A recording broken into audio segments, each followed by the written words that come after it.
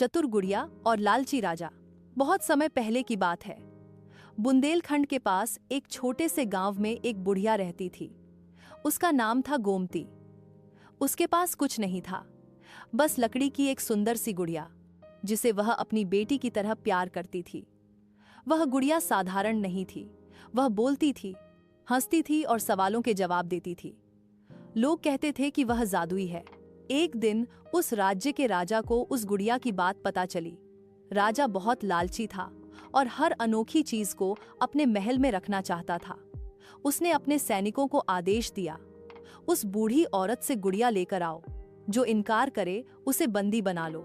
सैनिक गोमती के घर पहुंचे और गुड़िया छीनने लगे। मगर तभी गुड़िया जोर से बोली, राजा को कहो, अगर मेरी परीक्षा लेनी है तो खुद आकर मुझसे 3 सवाल पूछे।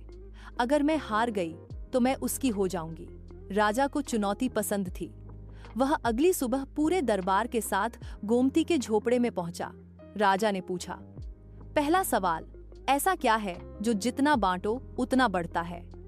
गुड़िया बोली, प्रेम। राजा मुस्कुराया और दूसरा सवाल किया, ऐसा कौन है जिसे जितना दबाओ उतना ऊंचा उठता है? गुड़िया बोली, सच्चाई। राजा का माथा ठनका। अब वह थोड़ा परेशान हुआ और बोला, अंतिम सवाल, राजा होकर भी कौन गरीब हो सकता है? गुड़िया हंसते हुए बोली, जो दूसरों की चीज छीनकर राज करना चाहता है वह सबसे बड़ा गरीब होता है। उसके पास दौलत तो होती है मगर दिल नहीं। सारी जनता तालियां बजाने लगी। राजा को अपनी गलती का एहसास हुआ। उसने गुड़िया गोमती को लौटा दी और क्षमा मांगी। साथ ही गांव में एक सुंदर मंदिर और एक स्कूल भी बनवाया। नीति कथा का सार, मोरल, लालच करने वाला राजा भी ज्ञान और सच्चाई के आगे झुक जाता है। दूसरों की चीज छीनना ताकत नहीं बल्कि कमजोरी होती है।